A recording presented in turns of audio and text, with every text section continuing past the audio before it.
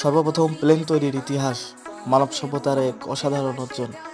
আধুনিক উড়োজাহাজের পথিক হিসেবে দুই ভাই অরভিল রাইট এবং উইলবার রাইট সর্বপ্রথম সফলভাবে চালিত এবং নিয়ন্ত্রিত বিমান তৈরি করেন। তারিখ 17 ডিসেম্বর 1903, স্থান কিটি হক, উত্তর ক্যারোলাইনা, যুক্তরাষ্ট্র। বিমানটির নাম রাইট ফ্লায়ার। উড়াল সময় প্রথম উড়াল ছিল 12 সেকেন্ডের, যা 120 ফুট দূরত্ব অতিক্রম করে। রাইট ভাইয়েরা বহুবার পরীক্ষা নিরীক্ষা করেন এবং অবশেষে সফল হন।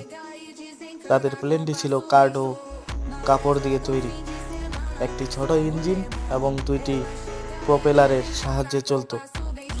এই সাফল্যের পর থেকে বিমান প্রযুক্তির বিকাশ শুরু হয় এবং ধীরে ধীরে এটি আজকের আধুনিক এয়ারলাইনের রূপ নিয়েছে।